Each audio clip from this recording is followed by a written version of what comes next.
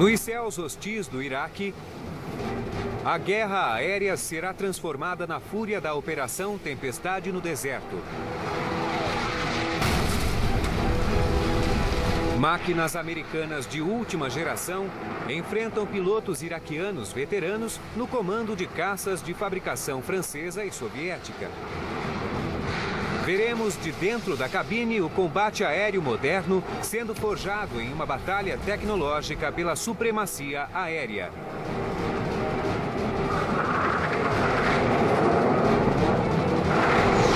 Experimente a batalha. Analise as táticas. Reviva os combates aéreos da Tempestade no Deserto.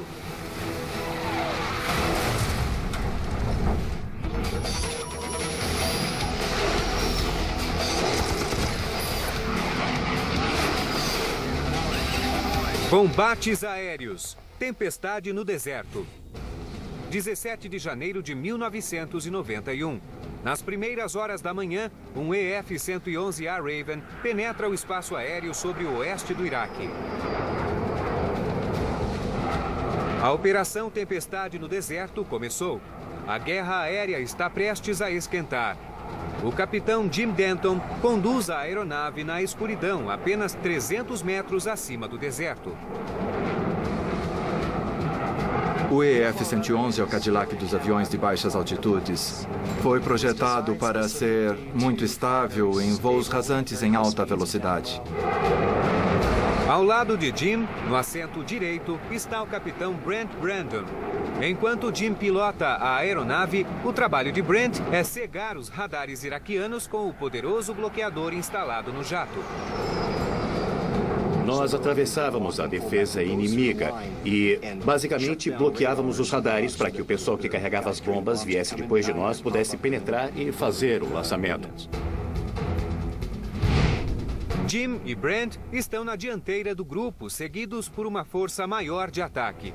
Os alvos são bases de lançamento de mísseis Scud localizadas entre dois campos aéreos iraquianos. Se tiverem sucesso, Jim e Brent abrirão um corredor eletrônico pelo qual os F-15A Strike Eagles passarão para lançar bombas guiadas a laser contra os alvos. Caças F-15C voarão acima deles a 9.000 metros, oferecendo proteção caso os americanos sejam surpreendidos pelo inimigo. Lá estávamos nós, acompanhados de 22 caças prontos para enfrentar os inimigos e mandar ver. Na cabine do Raven, o oficial de guerra eletrônica Brent Brandon começa a trabalhar. Recebemos 10 bloqueadores de alta potência, compostos de luzes brilhantes. E quando o radar tentava detectar nossos aviões, nós os cegávamos com esse equipamento no compartimento de bombas. O bloqueador ALQ-99 detecta instantaneamente a frequência do radar. Brent libera vários megawatts de energia irradiada. Os pelos da nuca ficam arrepiados e o jato começa a estalar com toda a energia eletrônica e a sensação é literalmente elétrica. Os radares iraquianos ficam cegos. Os Eagles ganham caminho livre e começam a atacar seus alvos. Estávamos entre dois campos de pouso a 1.500 metros. Estávamos na primeira fileira da Tempestade no Deserto. Sem o auxílio dos radares antiaéreos, os iraquianos lançam jatos desordenadamente contra os intrusos. 2 minutos depois, 2 caças iraquianos levantaram voo. Um deles saiu do aeroporto H2 e o outro veio das proximidades de Bagdá. A tripulação detecta o sinal de um inimigo no sistema de alerta do radar. Um Mirage F-1 iraquiano surge acima e atrás do EF-111. Jim e Brent estão encrencados. O Raven não foi feito para combater.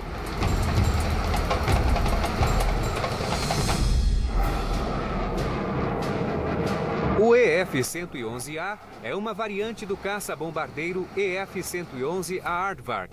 Nessa aeronave, conhecida como Sparkvark, todo o armamento foi removido para dar espaço à redoma na parte inferior da fuselagem. Nela ficam as antenas transmissoras e a torre no estabilizador vertical que abriga as antenas receptoras. O Dassault Mirage F1 é um caça de fabricação francesa com assento único. O Iraque possuía mais de 100 caças desse modelo no arsenal e os usou com grande sucesso durante a guerra Irã-Iraque. Em um combate aéreo, o Mirage leva todas as vantagens. Tem uma razão de subida superior, maior agilidade e está armado com canhões 30mm e mísseis ar-ar. O Raven não tem qualquer armamento. O Mirage se aproxima da presa pelo alto da direção sudeste. Jim Denton terá de usar a habilidade para sobreviver. Senti pelo nosso treinamento que poderíamos sobreviver. Eu ia seguir em frente e fugir dele. Esse era o objetivo principal. Me afastar, acionar os bloqueadores e fazer o meu trabalho. Então o que eu fiz foi inverter o voo e começar a fazer uma curva para a esquerda.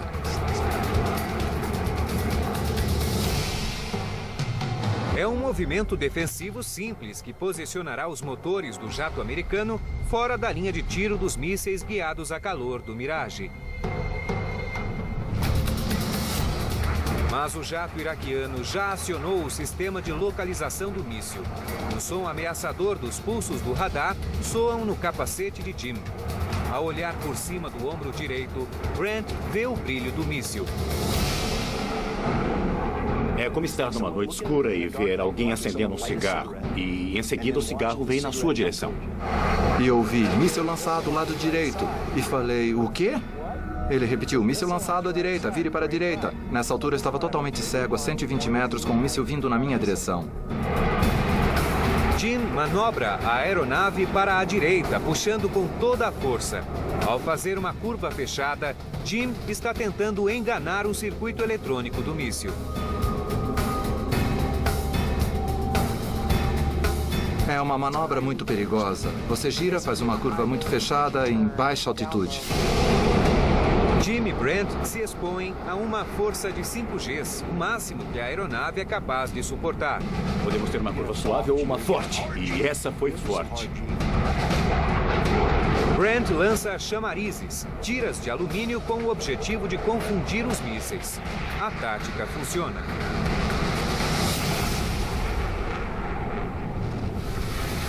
O míssil passa pelo Raven e desaparece na noite. Mas o Mirage continua atrás dos americanos e não pretende desistir. Por sorte, chega a cavalaria.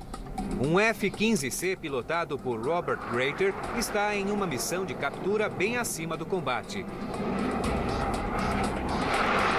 Robert já derrubou um F-1 esta noite e rapidamente se volta para o segundo Mirage, preparando-se para lançar um míssil Sparrow. Robert está aqui. O Mirage está aqui, atrás do Raven de Jim e Brent. O piloto iraquiano, com o alvo fixo no Raven, agora precisa ligar com o míssil de Robert apontado para ele. Por um instante, ele perde o domínio da aeronave, um erro fatal a 120 metros. Em um repentino brilho intenso, o míssil choca-se contra o chão.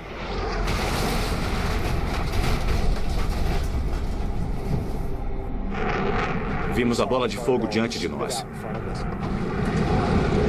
Ele caiu e bateu no solo à nossa frente, um pouco para a direita.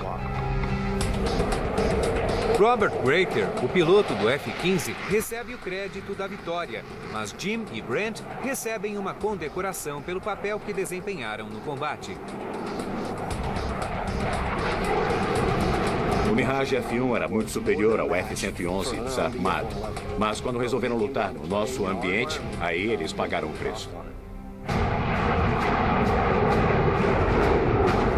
A missão na manhã do dia 17 foi um sucesso total.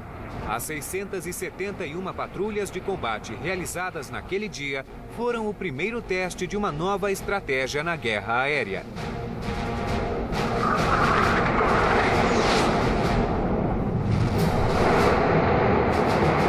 A tecnologia e as táticas americanas nas décadas de 80 e 90 foram moldadas pelas lições aprendidas durante a Guerra do Vietnã. Os pilotos da geração anterior não haviam sido treinados em manobras de combate aéreo e foram obrigados a pilotar aeronaves que não eram projetadas para os duelos. Tudo isso mudou nos anos 90. Em 1990, na Guerra do Golfo, a Força Aérea e a Marinha haviam avançado em duas frentes. Para começar, tinham aeronaves modernas como o caça de superioridade aérea F-15 e o caça de interceptação F-14. Além disso, tinham armas muito melhores. O Sparrow tinha melhorado, o Sidewinder também, e o treinamento dos pilotos era muito superior. Quando Saddam Hussein invadiu o Kuwait em 2 de agosto de 1990 e a guerra teve início, o poderio aéreo americano enfrentou sua maior ameaça em décadas. O Iraque tinha MiG-29, tinha MiG-23, tinha F-1 franceses e pilotos e comandantes de solo que tinham a experiência da guerra com o Irã. Assim, os Estados Unidos se organizaram de uma forma a ter vantagem, utilizando todos os nossos recursos contra um adversário preparado. Aeronaves com equipamentos eletrônicos são capazes de bloquear radares inimigos e abrir corredores de ataque para bombardeiros com armas de precisão usadas para destruir centros de comando e defesas antiaéreas. Centros de controle a bordo dos aviões podem monitorar a situação, indicando aeronaves inimigas aos caças americanos e seguem para derrubá-los. Aviões-tanque fazem o abastecimento, mantendo toda a máquina de guerra voando durante horas a fio. Essa força combinada foi criação do estrategista e piloto da Força Aérea, Coronel John Boyd, que demonstrou como a energia aliada deveria ser usada para derrotar o inimigo e sobreviver. A técnica foi batizada de OODA Loop. OODA Loop significa observação, orientação, decisão e ação. Significa que você se antecipa ao que o seu adversário vai fazer, sabendo mais, destruindo a capacidade dele pensar, mesmo nível que você. O que isso significa para a guerra? Significa que você pode sair na primeira noite da Guerra do Golfo e pode destruir bombardeando ou bloqueando os radares iraquianos. Pode de fato destruir os centros de comando deles. Depois de assustar os comandantes que restarem ao bombardear o centro, causando muita confusão. É isso que o OODA Loop faz. Você assusta o inimigo, destrói os radares e acaba com a capacidade de reação dele. O uso do poderio aéreo aliado em 17 de janeiro foi exatamente como o planejado. Aeronaves da Marinha e da Força Aérea destruíram a capacidade iraquiana de colher informações e tomar decisões. 8 dos melhores caças inimigos foram destruídos. Estações de radar, centros de controle e comando e sítios de mísseis terra-ar foram reduzidos a pó. Mas com o decorrer da guerra, a defesa iraquiana endurece. Mais caças desafiam os americanos.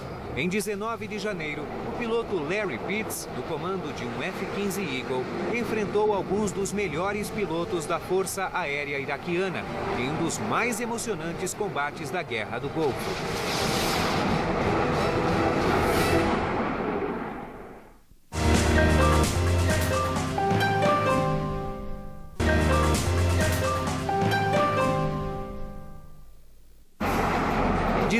De janeiro de 1991. 4 F-15C Eagles voam sobre as nuvens que cobrem as areias do deserto no oeste do Iraque. Os capitães Rick Tolini e Larry Pitts são os números 1 e 2 na esquadrilha que faz a escolta de um grande grupo de ataque da coalizão. No momento em que estávamos terminando de reabastecer os aviões, recebemos o aviso de que os inimigos estavam a uns 100 quilômetros ao norte de nós. Os 4 Eagles seguem para enfrentar a ameaça. Em poucos segundos, eles são detectados no radar. Vi 2 grupos de aviões, um diretamente à nossa frente, formado por MiG-25. Estavam a 3.000 metros na direção sul. Outro grupo, 30 graus à nossa direita, era composto de MiG-29 e também vinham na nossa direção. Estavam indo na direção sul-sudeste. Os MiG-29 estão mais próximos e representam um risco maior. Larry vai atrás deles, mas os inimigos o surpreendem. Eles deram a volta e começaram a ir na direção de Bagdá. Eles tinham desistido e não eram mais uma ameaça naquela altura. Assim, meu radar se voltou ao grupo de MiG-25 que estavam à nossa frente.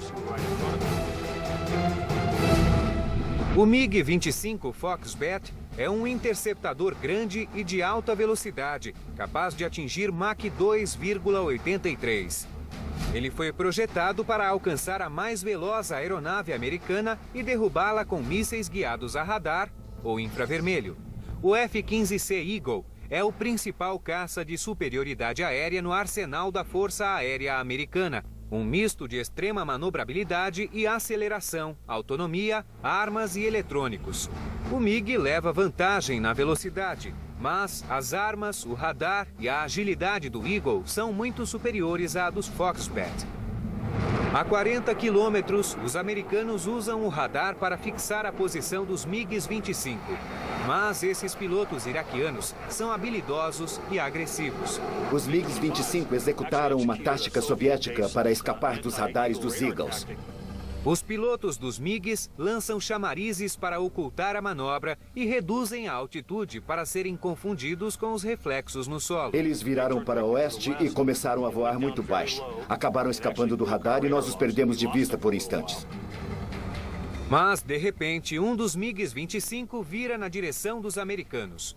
O MiG-25 faz a volta e muda de tática, na esperança de nos ver antes que o víssemos. Nesse momento, o segundo MiG-25 chama a atenção de Larry.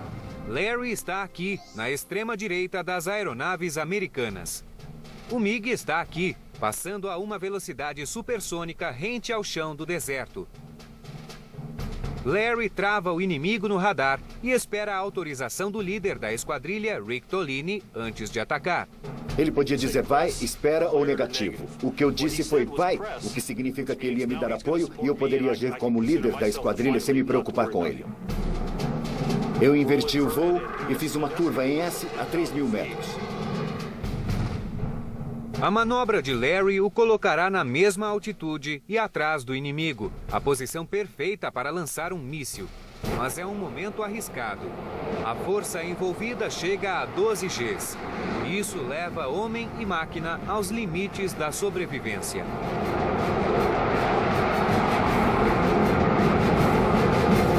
Claro que a integridade do avião é uma grande preocupação, mas posso garantir que o Eagle é muito forte e tinha tanta adrenalina envolvida que nem mesmo fiquei tonto. Pela primeira vez, o piloto americano vê sua presa. Então eu reduzi. Foi quando fiquei bem atrás do MiG-25. E ainda havia um tapete de nuvens por lá e eu conseguia vê-lo bem acima das nuvens. Se o piloto do MiG-25 usar toda a potência e seguir direto em frente, poderá escapar de Larry. Mas o iraquiano decide entrar em combate com um adversário muito mais ágil. Era um MiG-25 a 1.300 km por hora fazendo curvas com um raio do tamanho do Texas. Eu estava em um F-15 com velocidade de combate em torno dos 800. Minha curva tinha um raio de cerca de 1.000 metros. Assim eu estava muito rápido dentro da curva dele. Antes que eu pudesse completar os 180 graus, eu já tinha preparado as armas. O iraquiano segura-se firme nos controles. Ele fazia uma curva bem forte, tentando me vencer. Com isso, estava perdendo um pouco da velocidade. Larry se aproxima a 3.000 metros, escolhendo cuidadosamente a arma. Por causa da enorme emissão que vinha do jato, eu decidi usar um míssil guiado por calor, o AIM-9 Sidewinder. Quando eu escolhi o míssil, eu recebi um forte sinal vindo dele. Eu verifiquei se o detector estava rastreando o calor do MiG. Mas o piloto iraquiano conhece bem as medidas defensivas. Disparei o míssil em direção ao alvo e o MiG-25 lançou chamarizes e conseguiu escapar.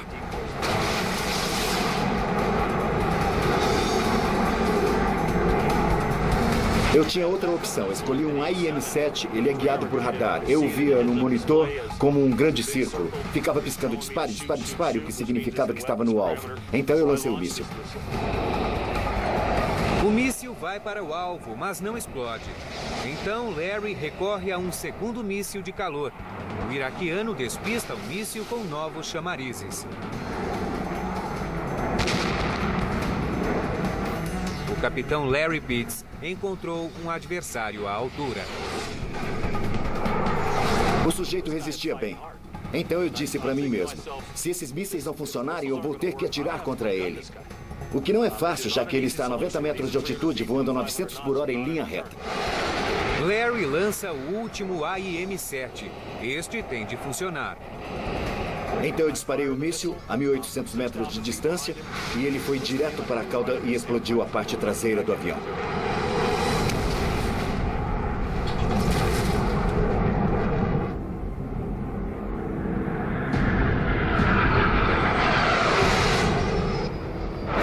Desviando dos destroços, Larry avista Rick Tolini no alto à esquerda.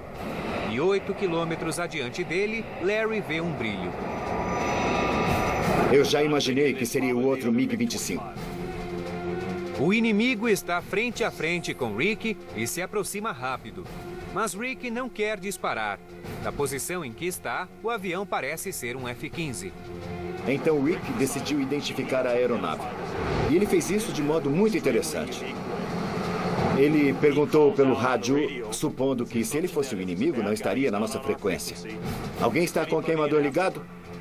Porque no momento dava para ver a pluma saindo do avião. O truque de Rick dá certo. Ninguém responde positivamente, o que significa que ele está diante de um MiG.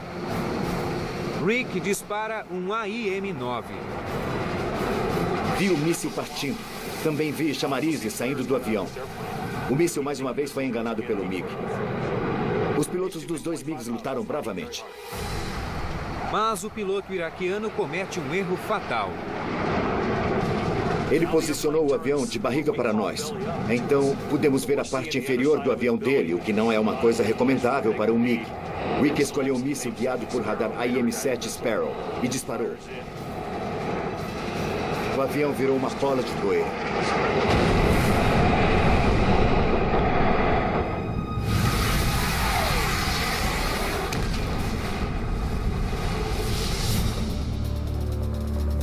O Iraque perdeu 2 MiGs, mas a coalizão mexeu em um vespeiro. A menos de 160 quilômetros dali, outros 2 pilotos de F-15 estão prestes a enfrentar os caças mais avançados do arsenal iraquiano.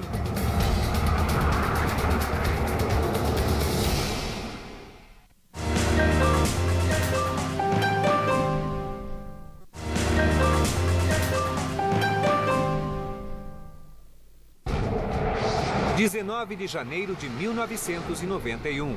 4 F-15 Eagles rasgam os céus do Iraque. O capitão César Rodrigues, conhecido como Rico, lidera a esquadrilha. O número 2 é o capitão Craig Underhill, chamado de Moe.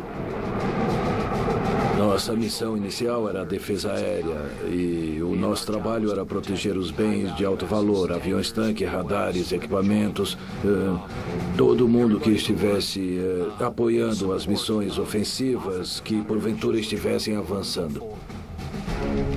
Mas após 5 horas de voo, o comando informa que a missão deles mudou. Um grupo de ataque aliado havia atingido o alvo e precisava de escolta para voltar para a base. Pediram nosso auxílio na volta. Assim, enquanto estivessem seguindo para o sul, não deixaríamos que fossem perseguidos.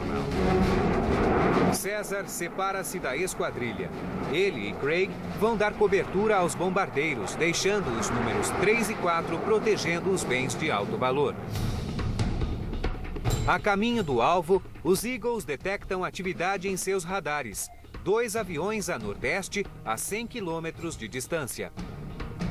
Com a ajuda de radares e de outros recursos disponíveis, e através de um trabalho coletivo, podemos determinar que eram MiGs 29. O MiG-29 Fulcrum, de fabricação soviética, é um caça de superioridade aérea com capacidade Mach 2. É o caça mais moderno no arsenal iraquiano.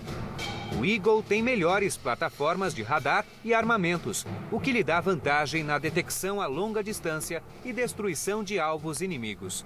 Mas a melhor relação entre empuxo e peso do MiG lhe dá maior manobrabilidade e razão de subida. Pilotos de Eagle eram orientados a não entrar em combate direto com os Fulcrums, se pudessem evitar, sobretudo porque os pilotos iraquianos de MiGs-29 tinham experiência em combate. Eles pegaram os melhores pilotos de F-1 e os colocaram nos MiGs-29 que haviam recebido da Rússia. Por isso, sabíamos que eles sabiam combater. Nós nunca tínhamos combatido, era uma coisa nova para nós. César e Craig localizam os MiG-29 a 65 quilômetros. Os iraquianos mudam o rumo e seguem para leste, tentando atrair os F-15 para perto de bases de lançamento de mísseis terra-ar próximas a Bagdá. Mas logo surge a informação de um novo contato. Outros aviões se aproximam. Os possíveis inimigos estão à esquerda dos americanos, a cerca de 20 quilômetros e em alta velocidade. Eu senti naquele momento que aquele grupo era o que representava o maior perigo às nossas aeronaves. Os americanos viram a oeste para afastar-se do perigo. A curva põe César 2.500 metros à frente de Craig e cerca de 300 metros abaixo dele.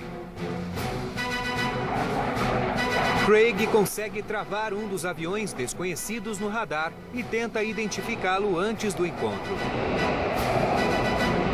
Tem muita coisa que fazemos com esta mão, verificando os equipamentos para ter certeza de que não vamos atirar num amigo.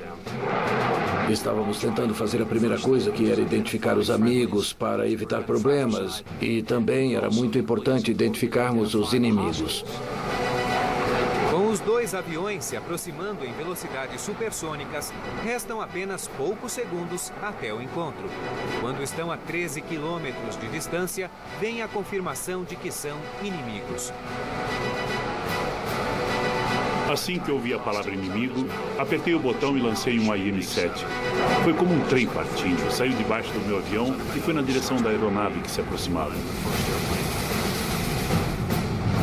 Ao mesmo tempo, um dos inimigos parte atrás de César Rodrigues, colocando-o na defensiva. Minha primeira ação defensiva foi pegar meu avião e colocá-lo abaixo do plano de movimentação dele. Então eu queria ficar abaixo de 2.400 metros, para que o radar dele, que estava me captando, também captasse o que estivesse no solo. César manobra o Eagle para a esquerda e mergulha, lançando chamarizes.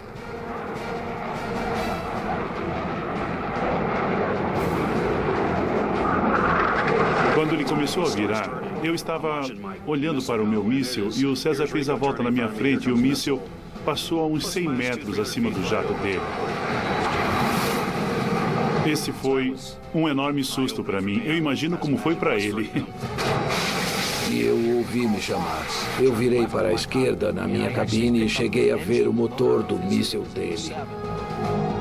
César vê a trilha de fumaça e a acompanha até o MiG-29, agora 5 quilômetros à direita dele. Eu estava realmente à mercê do que aquele míssil iria fazer. E com certeza, assim que eu vi a silhueta, não se passaram 2 ou 3 segundos e bum!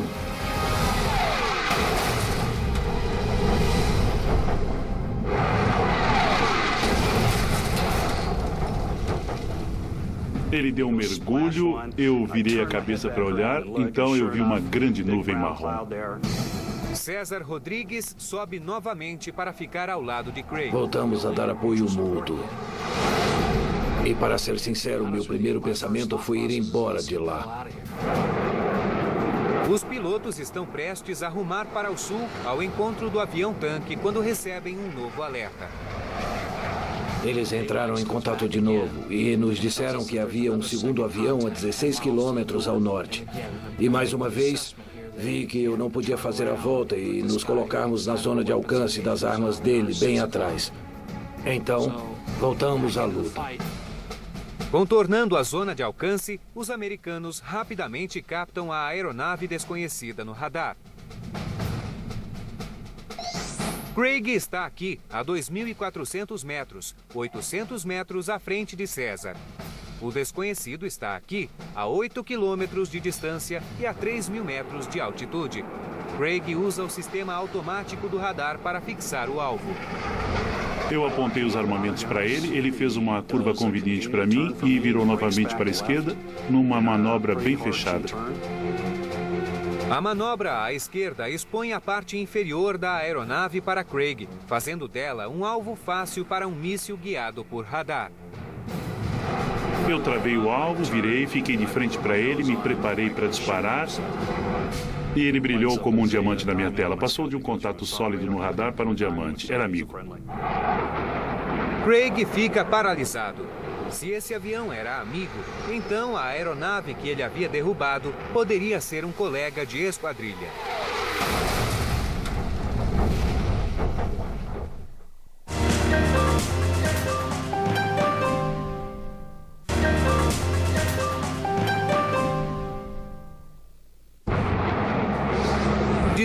De janeiro de 1991. Depois de derrubar o que ele acreditava ser um inimigo, o capitão Craig Underhill está diante da possibilidade de ter atacado um colega. Olha só, é uma sensação terrível. O fogo amigo é uma coisa que os pilotos costumam levar muito a sério. Craig e o líder da esquadrilha, César Rodrigues, agora se aproximam de um segundo avião não identificado. Sem ter a certeza de que é inimigo, ele não pode disparar. Eu mudei de IM-7 para IM-9. Voltei para as armas. E quando estava a 1.200 metros daquele sujeito, ele girou e fez uma volta de 135 graus de volta para mim. O avião misterioso vira na direção de Craig. Apesar da manobra agressiva, Craig evita disparar. Ele e César são levados a um encontro tradicional com a aeronave não identificada.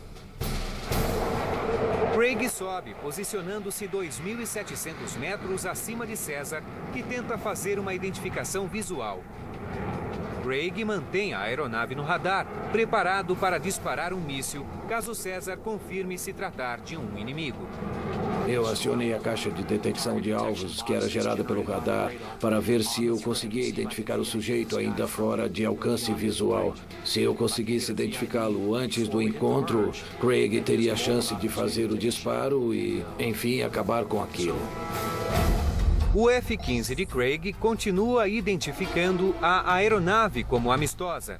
2.700 metros abaixo dele, César se aproxima do avião misterioso com os olhos fora da cabine. Eu estava pronto para o encontro. Eu ia chegar o mais próximo possível para poder identificá-lo.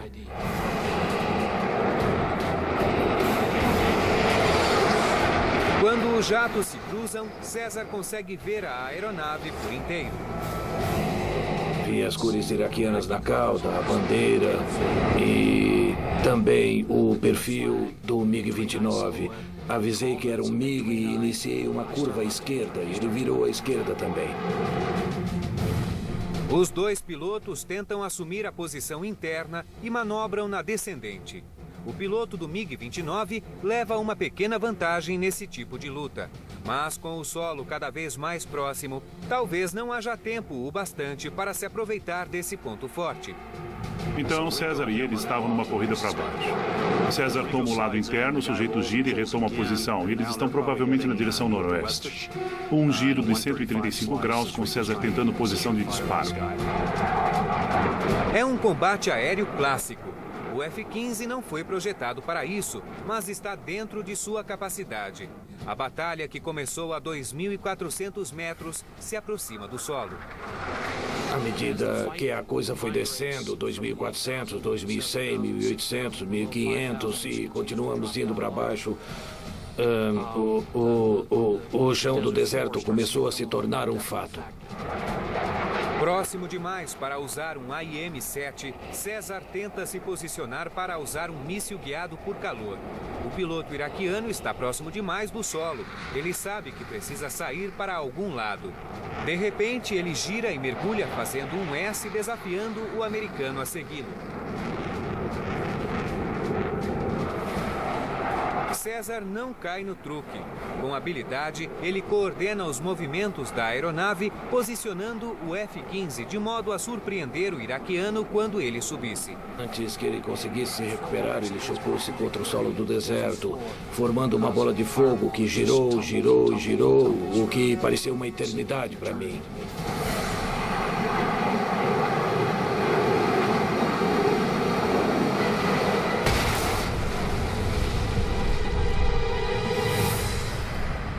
Mais um MiG abatido.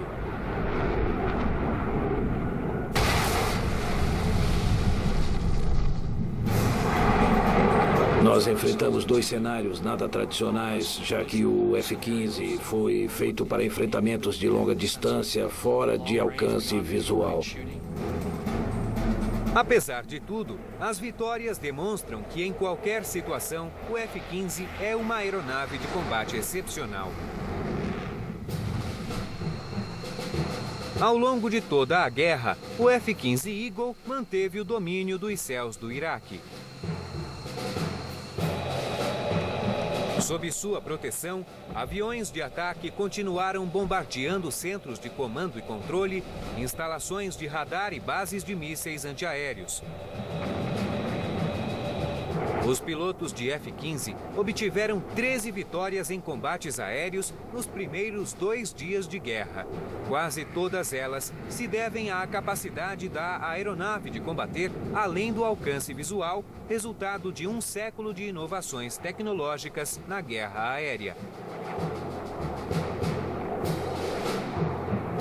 Em função dos avanços na guerra eletrônica, nos sistemas e na vigilância, a Guerra do Golfo foi a primeira vez em que vimos 2/3 das vitórias aéreas por parte dos Estados Unidos e das forças aliadas acontecerem fora do alcance visual com mísseis da IM-7. Nos primeiros dias dos combates aéreos, os duelos aconteciam de perto com metralhadoras. Com o surgimento dos mísseis, o combate tornou-se uma experiência mais remota, com as distâncias passando de metros a quilômetros. Introduzidos durante a Guerra do Vietnã, equipamentos de identificação de amigos ou inimigos tornaram-se ferramentas obrigatórias nos combates aéreos modernos, uma vez que os enfrentamentos estavam fora do alcance da visão humana. Tanto os americanos como os vietnamitas tinham sistemas compostos de transponders que diziam "Olá, sou amigo" ou "Não sou amigo", e isso ajudava a descobrir quem era vermelho ou azul. Porque a pior coisa que queríamos era um azul derrubando um colega azul, coisa que aconteceu algumas vezes na guerra aérea do Vietnã. Um transponder dentro do avião é configurado com um código que transmite determinada frequência. Quem não estiver na mesma frequência provavelmente não é amigo. Quando é usado em conjunto com aviões de reconhecimento, o sistema é extremamente eficiente, tornando possível o ataque à distância. Com essa configuração, você pode garantir que todos saibam onde estão os amigos e onde estão os inimigos. E pode planejar para seguir em frente e derrubar os adversários. Em 26 de janeiro, uma esquadrilha de Eagles em uma missão no oeste do Iraque utilizaria essa tecnologia avançada com um resultado espetacular, um emocionante combate aéreo fora do alcance visual.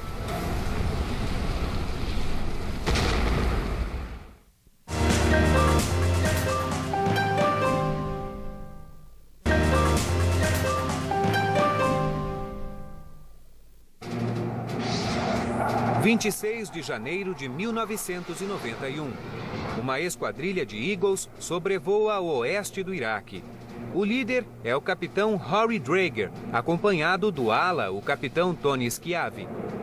O terceiro homem é o capitão César Rodrigues, com seu ala, capitão Bruce Teal.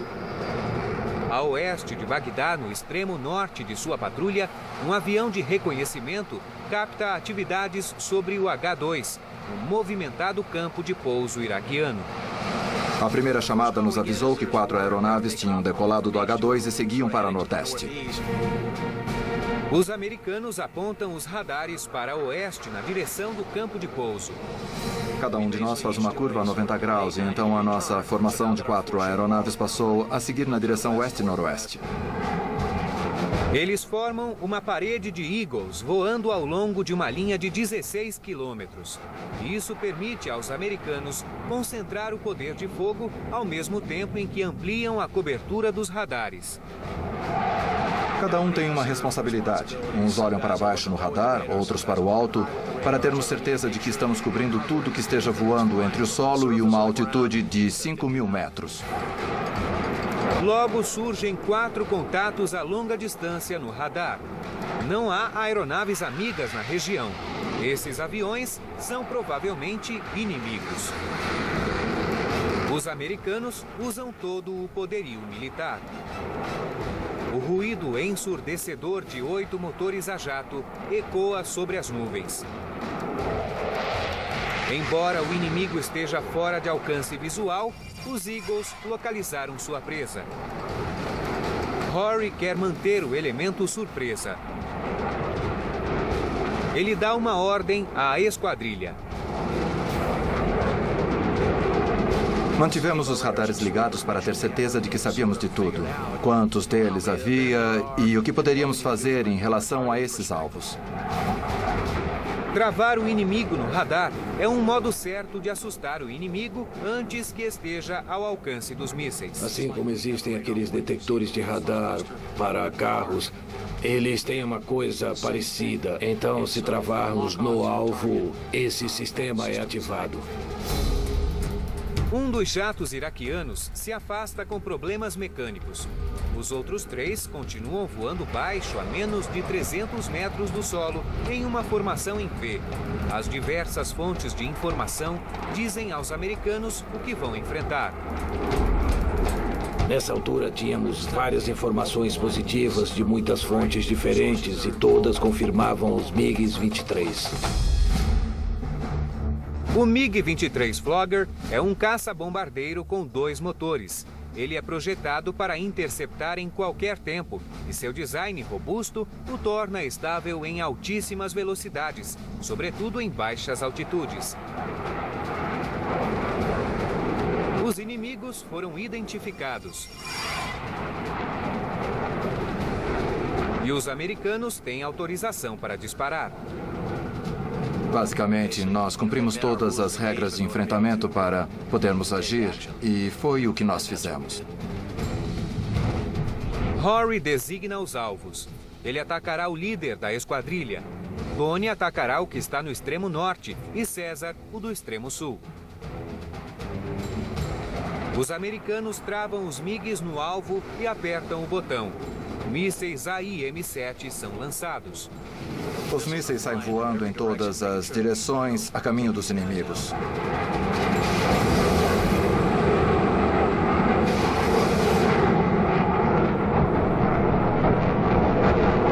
Três grandes explosões iluminam os céus.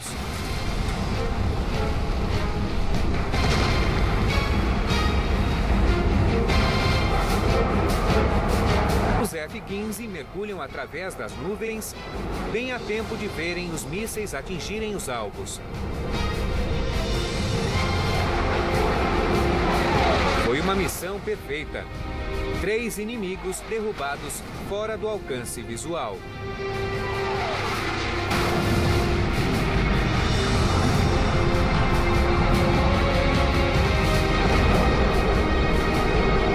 Esse combate em especial foi muito bem executado, porque além de derrubarmos 3 inimigos durante a volta, todos estavam de olho no companheiro, fazendo o que era preciso, garantindo a conclusão da missão, a travessia segura da fronteira e a volta ao lar.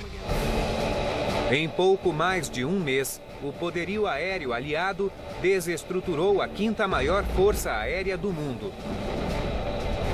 No fim de fevereiro de 1991, a guerra aérea havia terminado, abrindo caminho para as forças terrestres retomarem o Kuwait e expulsarem as tropas iraquianas para além de suas fronteiras. A vitória foi declarada em apenas 3 dias. O triunfo da coalizão foi um grande incentivo para a adoção da estratégia aérea atual. Várias aeronaves com funções específicas, trabalhando em conjunto para obter a vitória. A guerra aérea em 1990 ou nos dias atuais é realmente um esforço coletivo. Vários armamentos desestruturaram o Iraque. Foi como uma sobrecarga de informações. Eles não puderam lidar com os ataques simultâneos. Os radares deles saíram do ar, os centros de comando e controle foram destruídos. Bloqueios, artimanhas. Foi basicamente como ter uma crise nervosa. Durante a Operação Tempestade no deserto, a guerra aérea deu um grande salto para o futuro. Mas Larry Pitts fala em nome de cada homem que já pilotou uma aeronave em combate. A vitória aérea contra um avião inimigo foi o auge da minha carreira, uma coisa que eu jamais vou esquecer. Mas quer saber? Na minha mente, eu fiz o que qualquer outro piloto de caça faria se tivesse um avião inimigo diante dele. Confiei no meu treinamento. Entrei em combate. Protegi meu companheiro e ele me protegeu. E saí vivo da história.